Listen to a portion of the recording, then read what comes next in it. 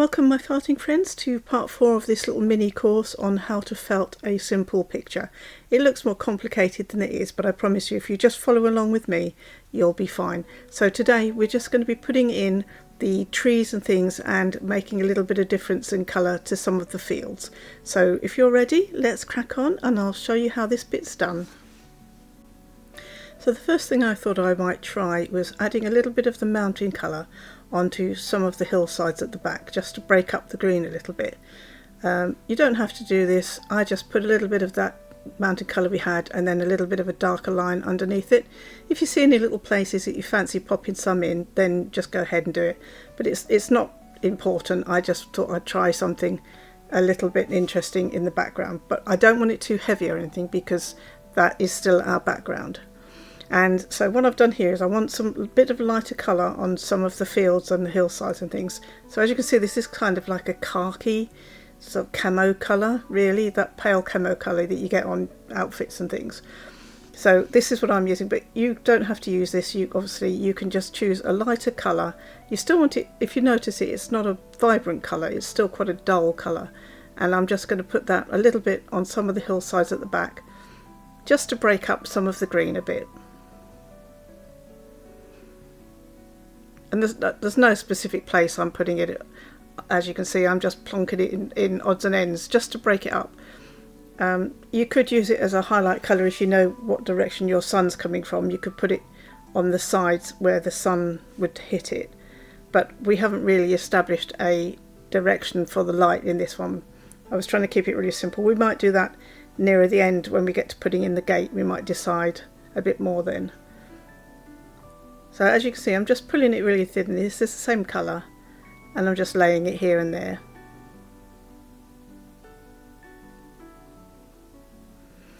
Because this whole background, once you get the gate in and things, this whole background will go right back, and it's almost like a filler, this background. It's more like a practice for doing various bits and pieces, but it looks nice when it's finished.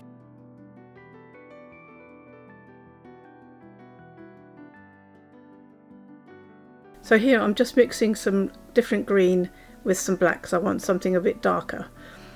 You don't have to worry if you don't have all these different coloured greens that I'm using, because you can make lots of these whether you add yellow or brown or white to your greens, or even mix your greens together and get different greens.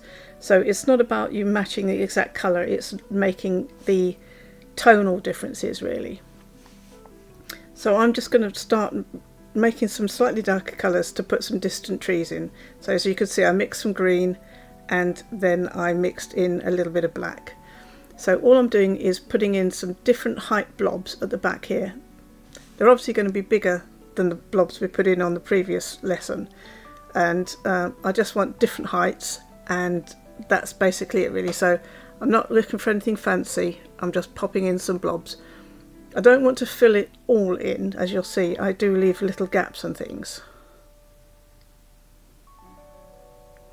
And what I thought for this particular hill, as I thought I might start off with the trees at the top, and then the trees would disappear out of sight as if they were going down over the hill. So on this one I do some, and you can see that they gradually get smaller as if eventually you can only see the tops of the trees. But that's my interpretation, so you don't have to do that. It depends what your hill looks like on your picture. Now the other one here, if you see, is I'm putting in some rounder trees and then I'm putting in some taller trees, some straight up and down trees like pine trees. So I'm just varying it a bit. It's just the shapes and the outlines, so it's not important. And as you can see, I'm not being particularly careful, I'm just blobbing things down roughly. And that's where I'm going to take it as if it's going over the hill. But yours might not do that. You might not feel like you want it to do that. Because although I'm showing you my way of doing it, when it comes to your picture, you're free obviously to do things that whatever you fancy. Have a go, have a play. It doesn't have to look like anything like mine when yours is finished. But can you see it's just shapes? That's all it is.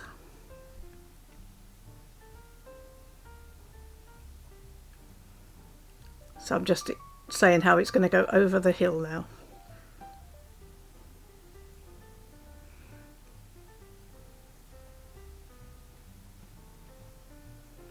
But it's weird because your picture almost will talk to you. It'll say to you, I've got a little hillside here and this is a little dip here. And even though you just look at it and under normal circumstances you don't notice it, you'll start to notice things like that and be able to interpret them and make the most of those little shapes and things as you go along.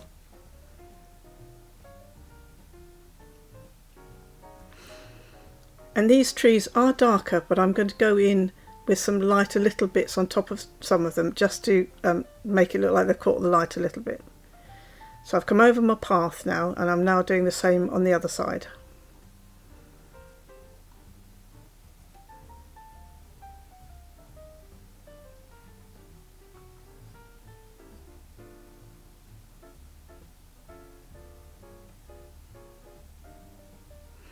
And obviously the smaller you make the trees, the further away they're going to look. So if you didn't want it to have that much distance, you would have to make your trees bigger. And then obviously that would bring them closer.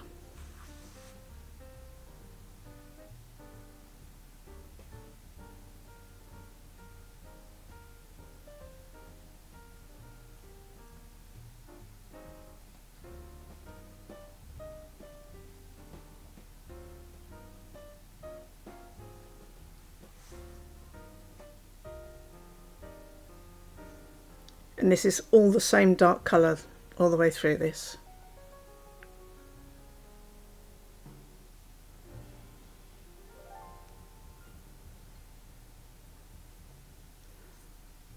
When we've finished with them, they won't look quite as dark as this.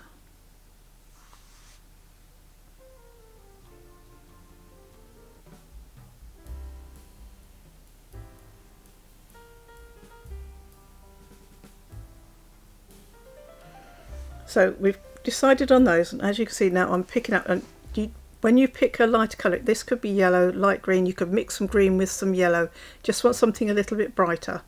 And very thinly we're just going to pick a side of our trees and put some on the side of the trees.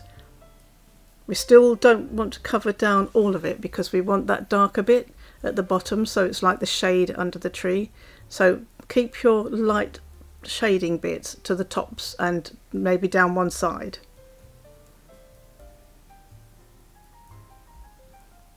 But as you can see, it's just little thin bits. And as you do this, it will make the trees look less heavy in the distance, because again, we don't, although they're done in a dark colour to start with, we don't really want them standing out too much. Because they're fading into the distance a bit. So we're going to go across all the trees and just add little bits of light green or yellow, whichever you like, but whichever you use, as I say, make sure you do it thinly. And keep all your lighter colours on the same side. Don't go from one side to the other, because that's not how obviously the sun would shine on a tree or anything else. So you have to decide which side is going to be the dark side of your picture and which side is going to be the light side, especially when it comes to the trees.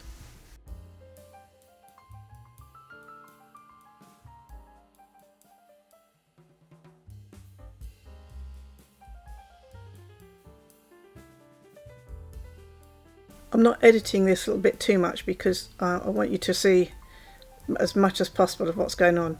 So now I'm going to come a bit closer with the next trees. It's the same dark colour, the same green and black we mixed together, and I'm going to put the black in first in the shapes that I want. Now obviously these trees are getting bigger, so they because they're coming to us, they're going to get bigger. I'm still not doing branches and trunks and things like that. But I'm going to do the same kind of thing. I'm just going to mark in bigger tree shapes and just vary them a bit.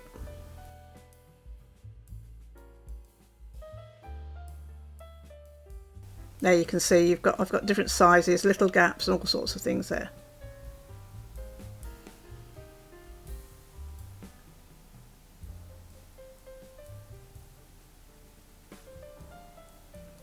I'm really just looking at them thinking, do I need another shape? Do I need something else? Do I need to make it rounder?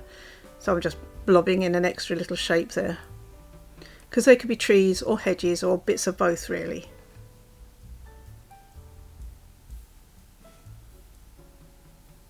But it is nice if you leave a few little gaps like I've done so that you can see into the next field or the next hillside.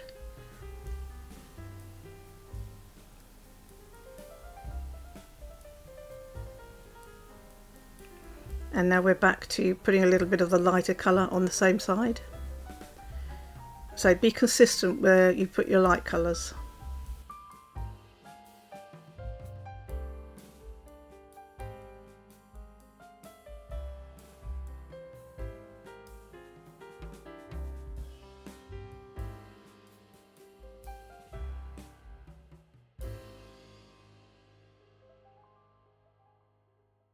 And the bit I'm putting now is I just happen to have a slightly different coloured light green, so I'm just varying it a little bit. And you can do the same, you can just mix some light green colours and vary them a little bit on the trees so they don't all have to be the same colour lightness.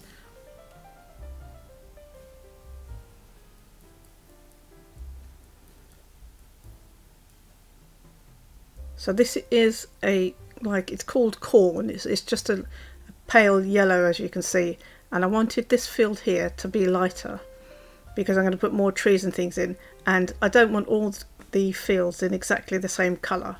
So I thought I'll brighten this one up, and what I'm going to do is going to lay this, I'm not going to lay it thickly, I'm going to lay it thinly, and because this is tops or roving as you can see, I can lay it down the field. But if you've got carded wool, just lighten up the field a bit. You can just lay it on and cover it over. But this is my method. You don't have to use the same method as me, but I always like to block in everything first so I know where everything is, which is why I put the other green in first. And because I've got that down, I can put this over the top and it doesn't have to cover it completely, because it's quite nice to see that other colour coming through.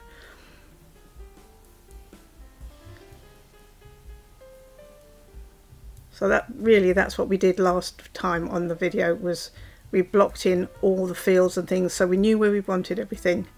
And now we can go back in over the next couple of videos and just add bits and lighten things up, change things a little bit. And I'm going to have trees and things, so in front of this field eventually will be the gate and a hedge, so I want that all to stand out a bit against this yellow field. If I'd got the dark green of a hedge against the dark green of the field, it wouldn't stand out so much. So I'm just thinking a little bit ahead about the fact that I'm going to have some more green on this, and that yellow will make everything stand out a bit better. But when we get to the gate, which will be in the next video, you'll see what I mean by that. So this is just a light green and the green I used already on that field. That's what I'm showing you, and I'm just mixing those together as well. So it's not the same as the yellow on the other field. This is that more of a green colour, the one I used to highlight the trees.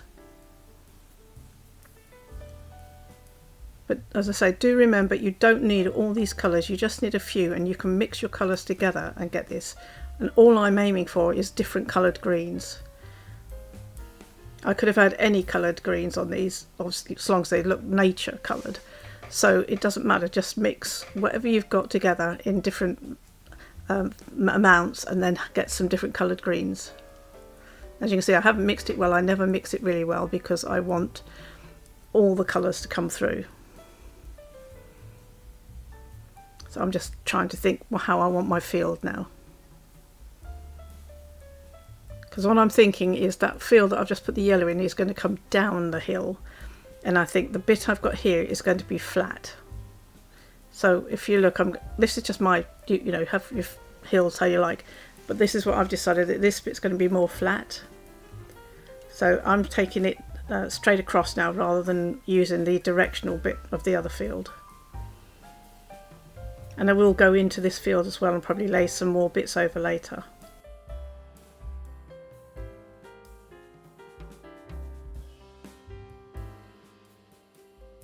And then later on in the next video I do go in and I change the path a little bit, because when I come to put the gate in, the path's not wide enough at this end, but you'll see that. But at the moment it's irrelevant. I've just marked roughly where the path is, and that's fine.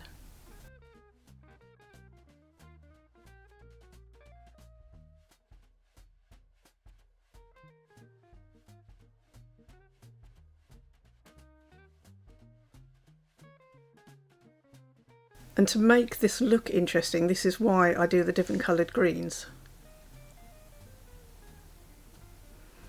Because it would be a very bland picture if you just had all the same green all over it. So this is why I just like to vary up the greens a bit. And I don't mind if I put them down now and then I go and change them later, because a picture's it's something special, and it evolves as you go along. It doesn't just evolve because you've put down the next bit.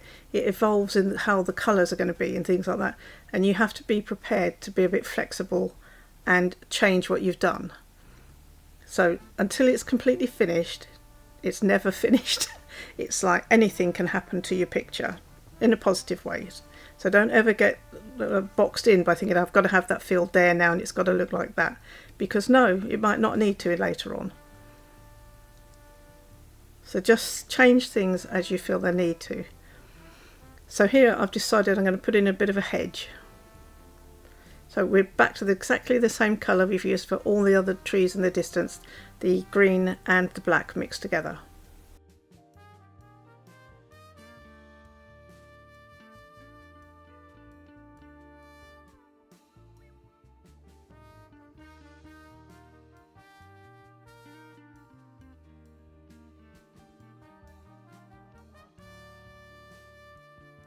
You also, if you don't want to, you don't have to divide up all your hills into areas like this if you don't want to.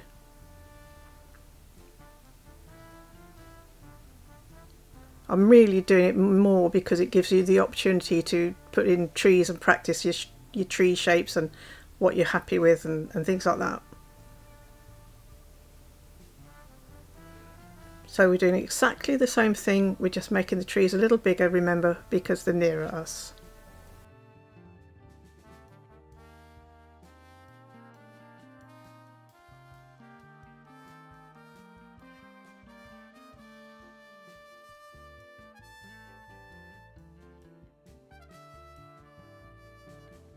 So we've put in what we want, and now we're doing the same thing we've done on the others, and that's adding some lighter colour to it.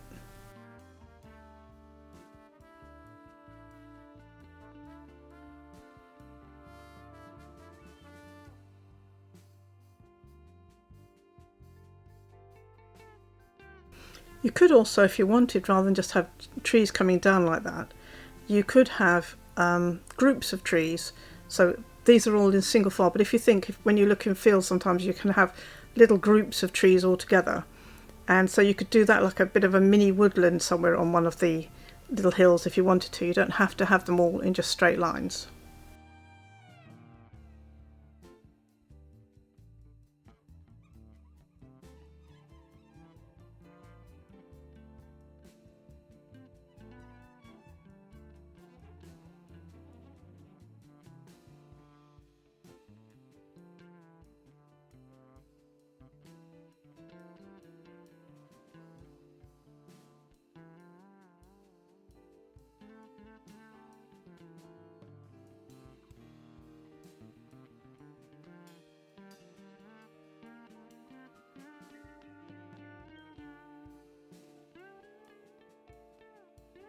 So basically on the next picture then, we've nearly done this now, we're bringing all the trees forward, and on the next video it's going to be probably an hour long. I'll give you a warning in advance, because we're actually going to concentrate on doing the gate and this side where I am now of the field, with so a bit of a hedge and a gate there, and I'm not going to edit it much out of doing the gate because I want you to really be able to see what I do.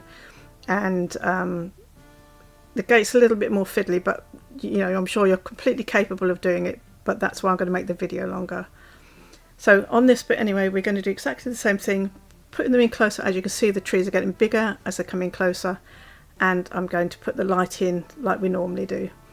and then that will be this bit for today. So I'm just adding in a little bit more yellow in that field so that the trees stand out a bit more, and we'll do a bit of colour on the little trees themselves.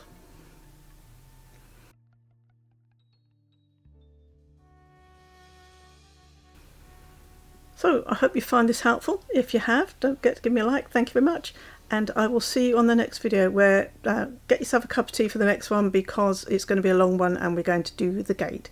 So thank you very much, and bye for now.